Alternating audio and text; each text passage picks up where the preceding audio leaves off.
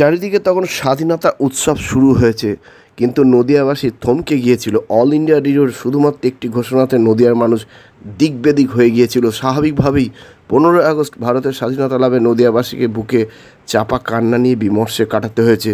চারপাশে দেশ হারানোর যন্ত্রণা প্রকট, প্রবল হাজারো গুজব। ভারতের গভর্নর জেনারেল স্যার র্যাডক্লিফের ভুল ম্যাপে নদিয়ার অবস্থান তখন পূর্ব পাকিস্তানে। 1947 সালে 15 আগস্ট সর্বত্র স্বাধীন হলেও র্যাডক্লিফের ভুল ম্যাপে নদিয়া চলে যায় পূর্ব পাকিস্তানে।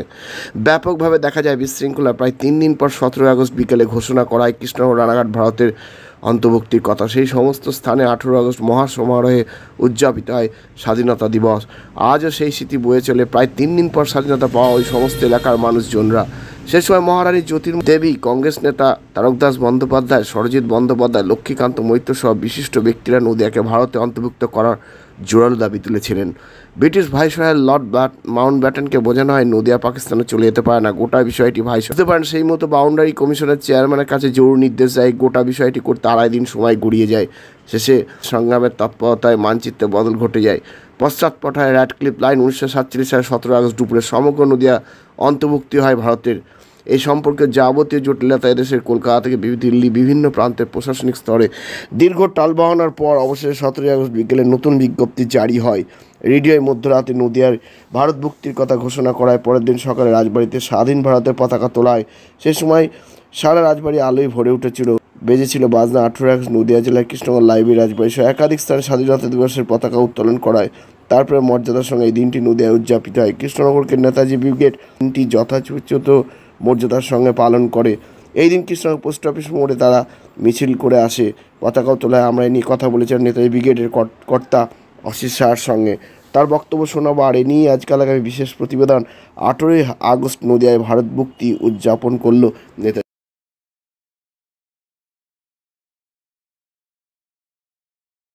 এইটাই আপনারা ভালোভাবে জানেন যে ভারতবর্ষ স্বাধীন হয়েছে 1947 সালে 15 আগস্ট।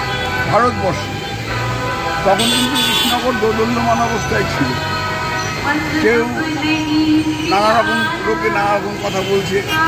তার মধ্যে দিয়ে যারা আন্দোলন করে সেদিনকে ছিনিয়ে নিয়েছিল ব্রিটিশ সরকারের কাছ থেকে এই কৃষ্ণনগর, তাদের মধ্যে অনেক বিশ্বনগর থেকে আরম্ভ করে রানী দাউদা বন্দ্যোপাধ্যায় থেকে শুরু করে অনেকে।